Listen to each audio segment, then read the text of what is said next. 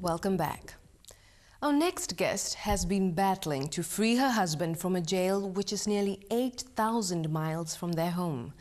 Naghmeh Abedini is the wife of Pastor Saeed Abedini, who's at the start of an 8-year prison sentence in Iran after being found guilty of running home churches in that country nearly 10 years ago. With the help of the American Center for Law and Justice, Mrs Abedini is fighting for Saeed's release and his safe return to the United States, where they live with their 2 children. I spoke earlier with Mrs Abedini and her legal representative, Matthew Clark, via Skype. Naghmeh Abedini and Matthew Clark, thank you both. Welcome to the program. Thanks for joining us. Thanks for having us. Thank you. And thank you for covering this issue. Mrs Abedini, could you tell us what were the circumstances that led to your husband's arrest in Iran last July and subsequently his sentencing this year? Well, Saeed was born and raised in Iran and grew up from a very strong Muslim background. He became a believer inside of Iran through an encounter or vision of Jesus. And he, in that vision, Jesus told him that he's coming back soon to go preach the gospel. And soon after, he started sharing the gospel and starting underground house churches. At that time, it was allowed by the government. There was a different, more liberal government controlling. The president was Khatami. He was more liberal and more open to allowing Christians to practice their religion. And so he was able to start underground house churches. I met him in 2002 and we got married in 2004. And in June of 2005, Ahmadinejad became president, and we noticed there was a stricter stance against Christianity. Ahmadinejad had made the comment that he would uproot Christianity from Iran. And so we left Iran and came to the U.S. Saeed became a citizen here, and we went back in 2009 in the hopes that things had quieted down.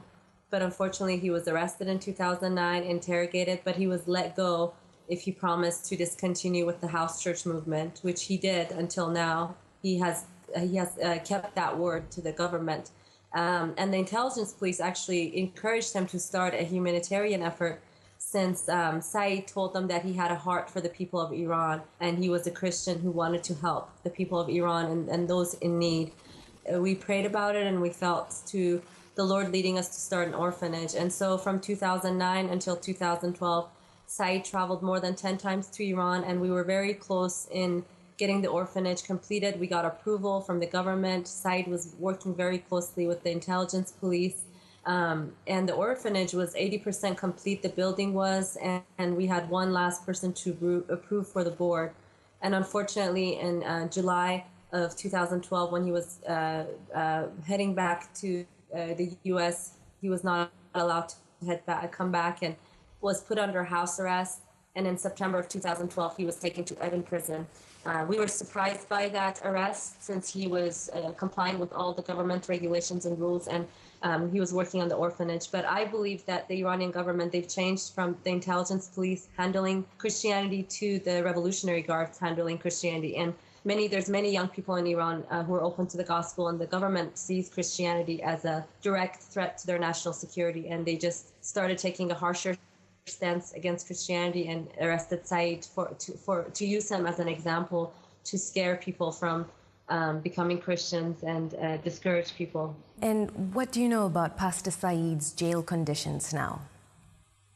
We know it was pretty horrific the first few months. Solitary, where he was put in the first month was pretty horrific, but since his sentence, he was moved to it's still within Evin prison, but it's a better facility.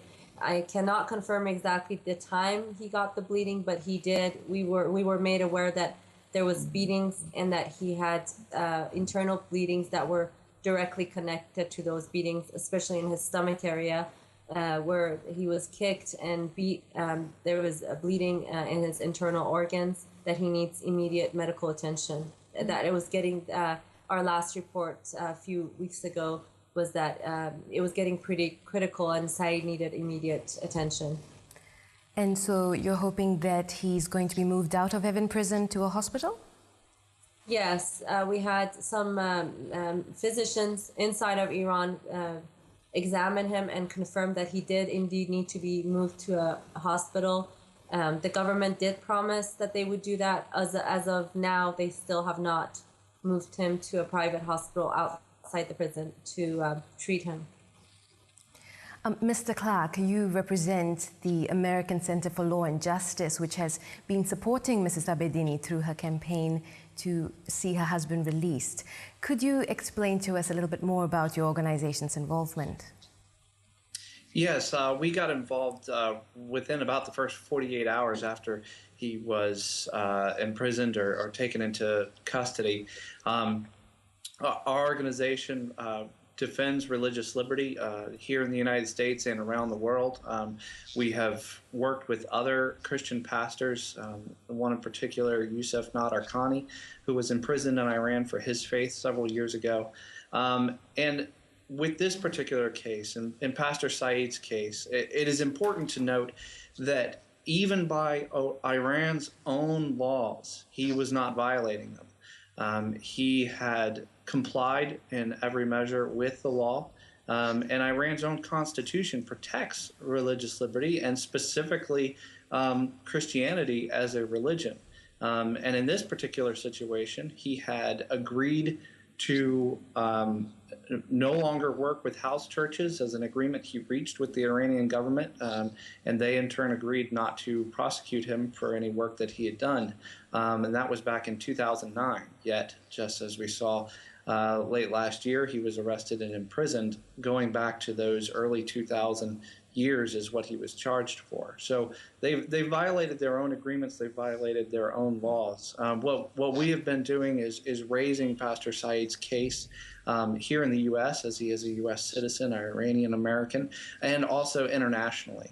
We raised his case at the UN Human Rights Council, as well as the 27-member state European Union has also called for his release, Australia, and now the United States top diplomat, Secretary of State John Kerry, has also called for his release. We have been instrumental in working behind the scenes and publicly in the media to raise Pastor Saeed's case.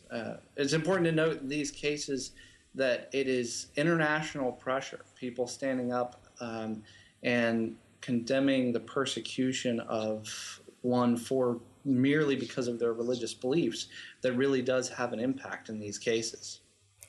And with the recent progress, especially with the U.S. government recognition of Pastor Saeed's condition, Naghmeh, are you encouraged by this?